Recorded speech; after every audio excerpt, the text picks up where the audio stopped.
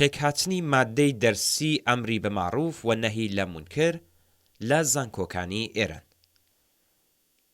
ئیرنا هەواڵنێری ڕەسمی کۆماری ئیسلامی لە سەرزاری مهران سەمەدی سەرۆکی قەرارگای بوژانەوەی ڕوانگەی ئەمری بە معروف و نەهی لە مونکر ڕایگەیاند کە ستادی ئەمری بە معروف و نەهی لە مونکر قەرارە ڕەشتەیەک هەر بەم ناوە لە قۆناغی کارناسی باڵا و دکتۆرا لە زانکۆکانی ئێران دابمەزرێنێت. یەکێک لە دیارترین هێماکانی ئەمری بە معروف و نەهی لە مونکر لە ئێران پێکهاتنی گەشتی کومیتا پاش سەرکەوتنی شۆڕشی 57 بە فەرمانی خومەینی دامەزرێنەری کۆماری ئیسلامیە. ئامانجی سەرەکی پێکهێنانی ئەم ڕێکخراوە نظامیە شناسایی و لەناوبردنی گروپە نایارەکانی کۆماری ئیسلامی بوو، بەڵام بەرەبەرە هەڵسوکە و دژ بە ژنان بەهۆی گونجاو نەبوونی پوششیان لەگەڵ پێوەرە دیاریکراوەکانی دەسەڵات و سیخۆڕیکردن دەربارەی نسبەتی هاوڵاتیان لەگەڵ یەکتر لەسەر شەقامەکان بە ئیختیاراتی ئەم گروپە زیاد بوو. ئەم گروپە دواتر وەک گەشتی ئێرشاد لە ژێر چاودێری هێزی ئینتزامیدا درێژەی بە چالاکیدا و هەرچەند وەخت جارێک هەواڵی پەیوەندیدار بە هەڵسوکەوتی توندی مەئموران دژ بە ژنان و کچان و دەست بەسەرکردنیان بەهۆی ئەوەی کە پێی وترێ بەدحیجابی دەبێت تا سەردێڕی هەواڵەکان. بەپێی راپۆرتی سایتی تەوانە پاش شۆڕشی ساڵی 1357 خومەینی زۆر جار زانکۆی بەناوەندی فەساد پێناسە کردووە و مەترسی زانکۆی لە مەترسی بۆمبی خوشەیی بە زیاتر زانیوە. بەپێی ئەم ڕوانگەیە کۆماری ئیسلامی هەموو هەوڵی خۆیدا تا بە سەهمیە و وەرگرتنی خوێندکاری بێسەوات لە ڕشتە گرنگەکاندا و پاشان دامەزراندنی ڕشتەی مەداحی و ئێستاش ڕشتەی ئەمری بە معروف و نەهی لە مونکر زانکۆکان لە ناوەڕۆکدا بگۆڕێت. ڕشتەی مەداحی لە ساڵی 1359دا لە زانکۆکاندا پێکهات. ڕۆژی ڕابردووش باز لە پێکهاتنی ڕشتەی ئەمری بە معروف و نەهی لە مونکر تەنانەت لە قۆناغی دۆکتۆرادا کرا. گۆڕینی پێناسەی زانکۆ وەک ناوەندێکی مۆدێرن بەردەوام ئەولەویەتی کۆماری ئیسلامی بووە. لە پشت ڕستەی بێمانای خومەینی کەوتی زانکۆ پێویستە زانکۆ بێت، زانکۆیەک کە زانکۆ نەبێت زانکۆ نییە، ئامانجێک شاراوە بوو ئەویش گۆڕینی زانکۆ بە حەوزە عیلمیەی دواکەوتوو و کۆنەپەرستی ئیسلامی بە ڕەوایەتی مەسحەبی شیعە بوو.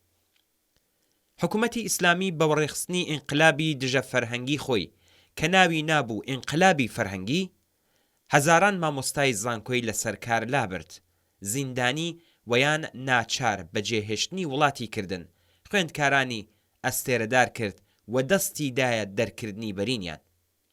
حراست و ئەنجومەنە ئیسلامیەکانی کردە هەمەکارە بۆ ماوەیە گشت زانکۆکانی داخست و کەسانێکی بەبێ هەبوونی چکۆلەترین شارەزایی زانستی کرد بە ڕێبەر و سەرۆکی زانکۆکان و هەوڵیدا زانکۆ و حەوزە ئیسلامیەکان بەرەو یەک ئاراستە هیدایەت و ڕێبەری بکات دژ بە زانست بە تایبەت زانستی مرۆیی دەستیدایە دژمنایەتێکی ئاشکرا بۆ تەڵەبە و بەسیج و بنەماڵەی کوژراوەکانی حکوومەت ئاسانکاری چوونە زانکۆی دابین کرد. بەڵام ڕژیم سەرڕای هەموو ئەم کارانە پاش پتر لە 40 ساڵ هێشتا نەیتوانیوە زانکۆکان ئیسلامی بکات. هەواڵنێری ئیسلامی مەوج هۆکاری سەرکەوتوو نەبوونی ئیسلامیکردنی زانکۆکان بەم جۆرە کۆبەندی دەکات. هەر لە سەرەتاوە کە مەسەلەی ئینقلابی فەرەنگی هاتە بەرەوە، یەکێک لەو تەوەرانەی کە هەمووان باسییان لێدەکرد تەوەری گۆڕینی کتێبە دەرسیەکانی زانکۆ بوو. بەڵام بەداخەوە بەرنامەیەکی ڕێکوپێک بۆ ئەم کارەدا نەڕێژرا کە چۆن ئەم کتێبانە دەگۆڕن، چەندەی کات پێویستە، چەندەی هێز دەبێت، چەندە دەخایەنێت و پێویستە لە چەند قۆناغدا ئەنجام بدرێت. بۆ کاری زۆر چکۆلەتر بەرنامەڕێژی دەکرێت، بەڵام کارێک بەم گەورەیە بە فەرامۆشی دەسپێردرێت. ئەوەی کە مەسەلەن بین و لە کتێبی دەروونناسیدا بنووسین ئیمام سادق لەم بارەوە ڕوانگەی چی بووە و لە بواری ئابووریەوە چی دەفەرمێ، ئەم کارانە ئەنجام نەدراون. ئەو کارە سەرەکیەی کە پێویستە ئەنجام بدرێت ئەوەیە کە کتێبە دەرسیەکان، مامۆستایانی زانکۆ پەروەردەی خوێندکاران و بەرنامەکان ئیسلامی بکرێن، بەڵام هەتا ئێستا کاری ئەرێنی بەرچاو لەم بوارەدا ئەنجام نەدراوە. حکوومەتی ئیسلامی لەگەڵ زانست، عەقلانیەت، پشکەوتن و ئازادی دژمنایەتێکی ئاشکرای هەیە. بە تونترین شێوە خوێندکاران و مامۆستایانی نەیاری ڕژیم سەرکوت دەکات. و بە جەماعەتێک ئاخوند و کەسانی ناشارەزا لە بوار زانستی، کارتێل و کۆمپانی گەورەیان بە ناوی زانکۆی ئازاد پێکهێناوە تا کەسانێک باربێنن کە پاراستن و مانەوەی حکوومەتی ئیسلامی ئەولەویەتیان بێت. لەو نێوەدا زانکۆی ئیمام سادق نمونەیەکیانە. ئەم زانکۆیە بە تەواو مەعنا لەژێر کۆنتڕۆڵی بنەماڵە و نزیکانی ئاخوند مەهدەوی کەنیدایە. وانەبێژان و مامۆستایانی ئەم زانکۆیە لە تاوانبارانی شەڕی ڕژیم و ئاخوندە توندڕەوە شیعەکانن و دەرچوانی گرنگیشی کار بەدەستانی ورد و درشتی ڕژیمن. حکوومەتی ئیسلامی زانستی خستۆتە پەراوێزەوە و نفوزی حەوزە و ئاخوندەکان لە زانکۆکان بەردەوام زیاتر دەکات. ئەم ڕژیمە بە بەهێزکردنی خۆرافە و کۆنەپەرستی و شێوەی زانست زانکۆکان زیاتر لە ڕابردوو دەکاتە حەوزەی ئیسلامی.